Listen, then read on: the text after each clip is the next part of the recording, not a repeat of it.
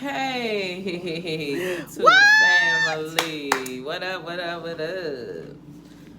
So, what you guys? I'm gonna wait till some of y'all guys get on. See if you come on for us today. Today is Sunday, so it's our off day. So I am about to do Danita's hair, put her sewing in. So maybe y'all might see most of it done. I'm not sure, but we talking so much, I ain't might stop and take a break between time. So Okay, what are you doing to me today? we're gonna do a sew in. Mm-hmm. So we're gonna start off with braiding her hair down. So and I'm gonna grease her scalp as well as we go through it. So don't mind my hair because I'm next. Hey. So what we're talking about today? Putting yourself in a room. Getting yourself in a room. With Putting yourself in a room to change your normal way of thinking. so right? we're putting ourselves in a room with people that pretty much think business wise, business like mine, or what you think? Putting yourself in a room with people that up you spiritual, mentally, physically, and financially. Okay. Right. Okay. Yeah, so what would you say the first steps of doing so is? The first steps is finding the right positive group to be around and hang around. I know at times we might fall short and be around people that always speak in negative, Mm-hmm. but you have to remove yourself from some of those circles. Mm-hmm. If that means family, friends, that's close to you once before, once was close to you. Mm-hmm. You need to change that, and find other people that are doing things just like you, because by us being entrepreneurs, Mm-hmm. and a lot of our friends are probably 9 to 5ers or stuff like that, Mm-hmm. they wouldn't probably per se be in the same boat or the same lingo as you Mm-hmm. have, or the same mindset as you, because it's might be above their head trying to talk about management, making your own products or services, teaching a course, Right. Okay. classes and stuff like that. So you just want to be around more positive people, more entrepreneurs, or somebody like that, go-getters. That's Right. I just say just like that, straight go-getters that's trying to elevate in life, and it's just stay at one level for a long period of time. Right. You elevate as you go on. There's always something new to learn and to elevate yourself. So you need to be around people that can help you along that. Somebody might be to that goal you're going to, Mm-hmm. because that somebody else might be in that space that has already been at the level you are. So you want to be up there with them. Right. You know what I'm saying? Ask them, how did they get to it? I used to be the type of person that did not like asking for anything. Okay. So now I ask and seek. And Right. it's How do you for know me. what do you continue to network to get? You have to network. Do you continue to network to get the information that you need? What if you're looking to, okay, say for instance, I want to be, out the top of my head, I just say a plumber, right? Mm-hmm. So if I want to be a plumber, what do I do? Just go down to, and I'm already in school for it, and nobody in school knows how to be a plumber. We're all in school doing the same thing. So what do I do? Go to plumbing companies and see if there's an outreach group or what? A lot of people don't know which direction to go. There's always organizations for every little thing you do. You can find and get on Google and find organizations, plumbing organizations. Chamber of Commerce can help you with certain stuff like that too. Mm-hmm. To link with other people that have more experience. You might find somebody at these commercial buildings that are senior plumbers and hook up with them and find out what they do. You always have to learn up under somebody. Right. And learn, I don't care what aspect of life you're in, you're learning. Right. You can't think you're smarter than the book. Right. But how do I, and what would get me to where I'm really gonna get to the money? I'm trying to chase the bag. What can get me to the bag? How will I get there? What steps do I need to take to get there? What's like? Well, sometimes some steps you might have to pay for those steps. I mean, you might have to pay for knowledge. Right. There's nothing And so wrong what with would be that. what would be the highest amount of that you would pay to get to the table that you need to sit at? Sometimes money, if you have, it depends on the person. You have to go with your gut and see what really works for you and how much, because money shouldn't be a object, because right now learning, I like learning from people, so Okay. I've been So are you more of a hands-on person or a book? Can a book tell you and then you just got it, boom? Pretty much both. I think I mastered both. First I was more my younger years, hands-on, visual, but I think I'm at first it was book, now it's visual. I think I could do things more visually looking at it now. But I'm still learning from all aspects anyway. What do you think? How do you think you learn? I do a lot of so a lot of people saying that the internet, right? It's the devil. Yeah, Don't right. do it. You notice how when you're strolling or you're looking for something and exactly what you're looking for comes right up. Because it's listening to everything you're talking about. It's The different algorithms that go through the phone that they will start sending those type of things that you're thinking in your mind through the phone, because that's what you're thinking. Right. And then it will only put the algorithms of what your research is up on your phone and think that's what you're thinking about all day. But really, that's not it. You have to be smart enough to go inside yourself and know, like, everything that you see and read is not true, is not facts, right? Right. So a lot of times people, they're copycats, they're nosy, and they do every single thing that they see online, or they use the online term as the Bible. Right. No way. No way. So, I would say that for me, I'm gonna continue to travel. Look up on Google, see what's new in town, the event page. Oh yeah. After I find the excitement that I need on the event page, and just word of mouth. Call up all my friends. What are you doing? What are you doing? Do you know a friend that does this, that, or whatever for what I'm trying to be? I'm gonna go looking for those type of people to hang around those kind of people. Yeah. Being as though that you're a beautician, and so there's all walks of life here with you.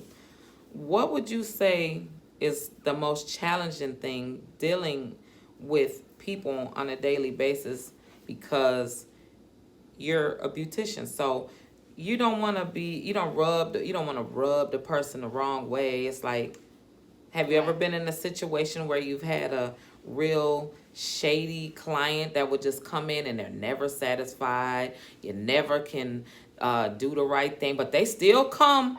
You notice that? They still come. Right. They Oh still my will gosh. come. You know what I'm saying? They'll still come and see you. I think I've had quite a few. And then And they'll say, "Oh, well, you didn't do my hair right this time." Or, "Oh, I don't like that." Like right now, how you have to. This is a process. Right. Braiding my hair is a process to, for you to put the extensions in. So right. I would sit I here and talk complain. those people through.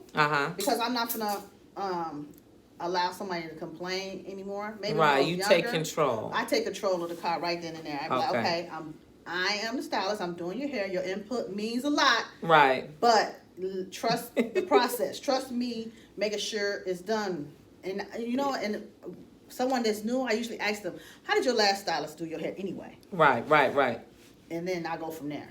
Okay. Did you like what they did, or what did you not like? Right. Okay. And so by you having a new client, have you ever had a new client come in and they sit in your chair and they don't know what they want to do to their hair, and then you pick a hairdo for them and then they don't like it? What do you do with that? Well, I have not. Well, they didn't voice it. They probably didn't like it, but I'm Or more like of a, they keep on asking you to change it. You know what I'm saying? oh, I have had someone change. They explained a style to me and said they got it done in overseas, but it was a perm straightener, right? Okay.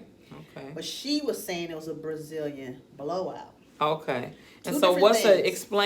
explain what a Brazilian blowout is The and Brazilian blowout is made with acai blends, okay. and it's a luxury conditioning system that you use. Mhm. It lasts 3 to 5 months, depending on the texture of the hair. How much, if the person shampoo their hair every day, it's going to last 3 months. Right. So it kind of straightens your hair and makes it more manageable, frizz-free. You are able to blow dry it half the time and stuff like that.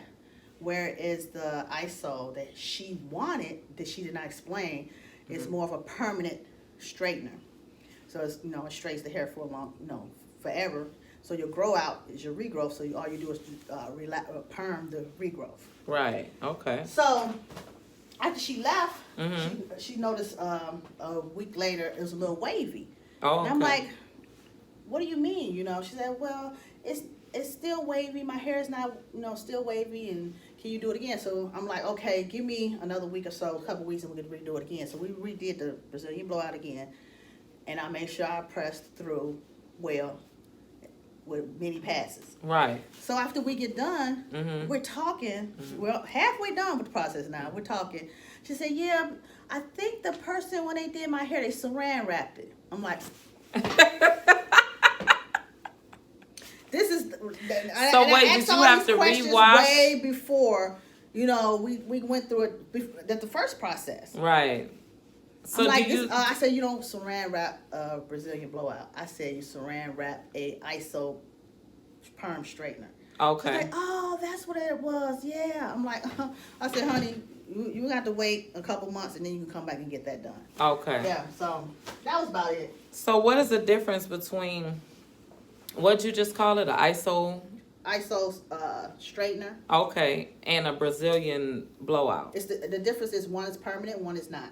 Okay. The hair goes back to its natural state with the Brazilian blowout. So if a person comes in and they have super curly hair, what would you suggest that they do to get it straight? Well, I'm a person with curly hair. I try and stem them away from a relaxer because a lot of my clients want relaxers. And I'm like, no, you don't want a relaxer. And I explain to them why they don't want a relaxer. If they're more adamant, that's what they want, I give it to them. But I kind of tell them the pros and cons for both. Okay. Do you like your curly hair? Yeah, I like my curly hair, but it's not manageable. It's hard to comb through. But they want that versatility to have it curly and then have it straight when they want it straight. So I say, go for the Brazilian blowout. Right. Okay.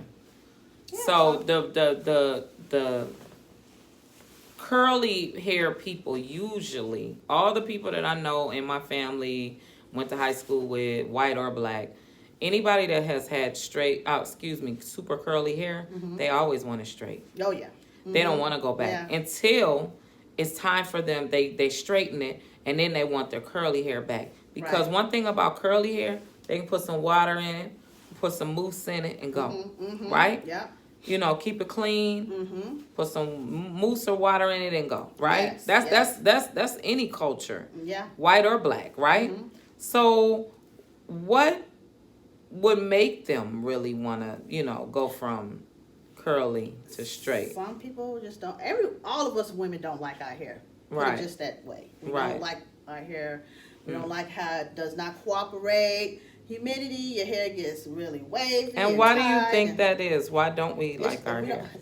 I don't know. It's just many people haven't embraced the curliness and able to manage it themselves at home. Right. It's about being at home what products to use to manage your hair as well, because everybody don't know what to use. A lot of people don't even know how to shampoo their hair well. So you gotta, just teach everyone, give them a lesson on what to use and what not to use on their hair. Okay. And so what would you suggest that what products would a curly hair person use? Well, I would say tell them to use something like a curl. You have to layer your curls. You gotta use a couple of different products at one time. Some people might just say, "Oh, I only use this." I'm like, that's why you're not getting the curl you want, because you only use one product. You should have a light conditioner on top first. Go with a curl pudding, a curl defining cream, and then a mist, another mist on top. Okay. Don't you have Yes. Well, show me your detangler that you use. Oh yeah, the detangler. Yes. 1 second. Okay. Grab one right quick. Okay.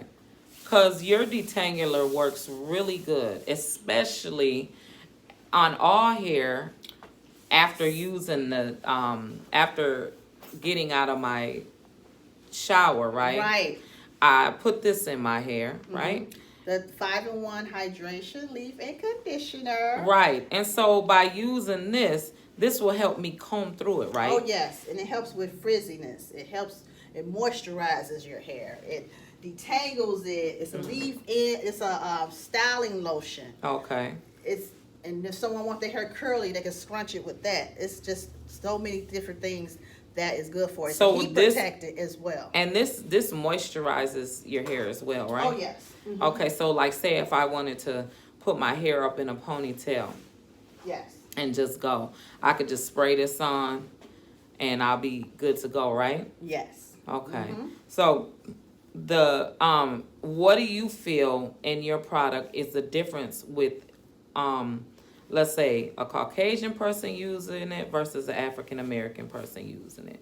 Well, a lot of my Caucasian people use it, especially my blondes, because their hair's, they blonde it so much in color. You don't want it to be feel damaged or anything like that. So that helps out with protecting their hair from the sun as well. So it kind of coats it and it makes it moisturized and hydrated. Because moisture and hydration is two different things. So you want both to attack the hair. Okay. All right. And this can be used for to make it a really good comb through, really good moisture. Yes. And I had a girl had knots in her hair. And I remember. Oh yeah, you was here, and she could not get those knots out. So we sprayed that on her hair. And yes, I remember, and I remember with us trying to get them out. And wasn't it? How long had her hair not been combed? They say they comb it, but it's that middle occipital bone around that area. Right. It's always matty in that area because they don't comb all the way through to the back. Right. Yeah, so I'm assuming she probably didn't comb her hair for like weeks. Okay. Yeah, she didn't comb that part for weeks. All right. And that's why she was crying like that. Okay. So down in there it's like really dry and just unmoisturized. Like a nest of hair. Right. Nested together. Almost. If they would have waited any longer, it probably would have dreadlocked. Okay. And I would have had to shave that hair off, and she would have had to start all over. And her mom was really thankful because we didn't have to. Right. Okay. So yeah, I'm thinking. Make sure you get you some 5-in-1 Cashmere Lux. It's online. You can order online, sent right to your house. Yes. And then we have the scalp therapy oil.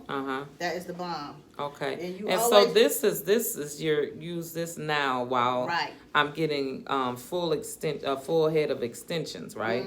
Because by it being winter, that's gonna that will make my hair drier, right? Right. So you want to throw some oil on your scalp here. Okay. Let me see. Yeah, so this stuff is perfect for the hair, for dryness. Okay. But yeah, so when you think about a millionaire mindset, how would you approach that? And what do you think you would, think classes? I'm gonna be a millionaire next year, right? Oh yeah. Yes, we will be. And so I would suggest that a person that's trying to become one, outside of putting yourself in the room with it, I would say you have to write down every single thing that you want to when you become a millionaire, right? What's the first thing you're gonna buy? What's the first thing you're gonna drive? Because usually a person becomes a millionaire over a period of time. Right. But I'm manifesting that it just boom, hits my bank account one day. Okay. Okay, I know that's right. Before 2022 is gone, I will be one. Yes. Right? I'm just putting that out there. Okay. And the first thing that I want to do, of course, buy me a bigger house. Okay. I'm not That's gonna what I say think I would too. necessarily buy a better car. I'm okay with the car that I have right now, right? I would love to purchase more real estate Yes. to run the businesses out of, because then we wouldn't have to worry about being put out of anywhere. Right.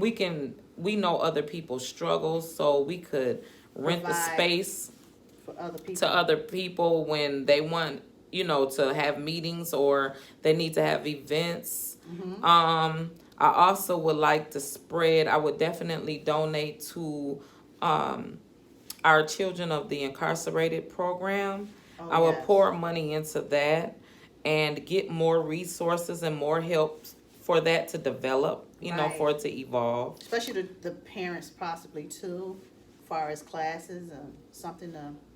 Yeah, make them not make, what, provide, I would say, not make. I would provide them with resources for them not to return Back to to prison. Yeah. Mhm.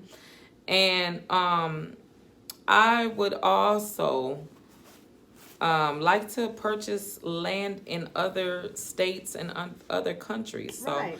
I would put myself in a room, go buy some more training, go buy some more courses that I would be in person, Right. one-on-one with. Spend more money on the businesses for us to make 10, 20, 30, 40, 50 million, Right.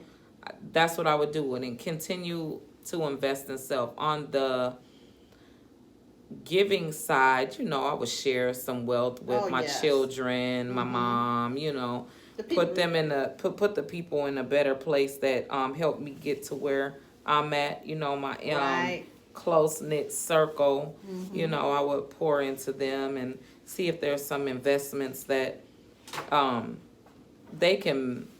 we can come up with together. That's what I would do. Yeah. So when you're thinking about manifestation, what do you think about manifesting things? You think it's some people might say it's part of being some kind of voodoo or anything like that. No. But I'm like thinking it's like speaking things into existence is a beautiful thing, especially when it's positive. Right. What do you think? So positive or negative, whatever higher power you believe in, God or there otherwise, there is someone that developed you, regardless of who you consider your higher power, right? So everyone knows that if you speak out your mouth, you say it is so, right? Right. Okay. So why, when you speak positivity out, that it's wrong, it's a cult, or it's the devil, or it's, you shouldn't be doing it. Why? Where's all this judgment? Yeah, a lot of It makes no sense. Yeah. All you're producing is positivity around you. You're sending the right waves and vibrations through your system, and throughout the people that you deal with. You know Right. what I'm saying? Throughout the world. You're manifesting things in a positive form. How could that be wrong? Right. There's Yeah, nothing there's wrong nothing about with that. Nothing at all. So yeah, you guys, we just want to talk about different things and try and bring y'all more like quick videos of what we do. Shorts. Yeah, This is a little extended. This is a little extended version, but it's all good. You guys are seeing the process. You want to bring the camera a little closer. This is the process of the beginning stages of extensions, right? So we're braiding her down. So we'll probably take some pictures later. You'll see the hairstyle later on today. So thank you guys for tuning in. Try and check us out Wednesday night. We're going to have Boom Doop on. So it's And gonna what be is he gonna be discussing? Facebook ads and Instagram. Yeah. He's the guru of all that. So Yeah. hey, let's get it. We're gonna get it popping that night. Yes, everything you'll need to know about marketing in the Yes. beginning stages. Wednesday night, 6 p.m. Thanks for tuning in.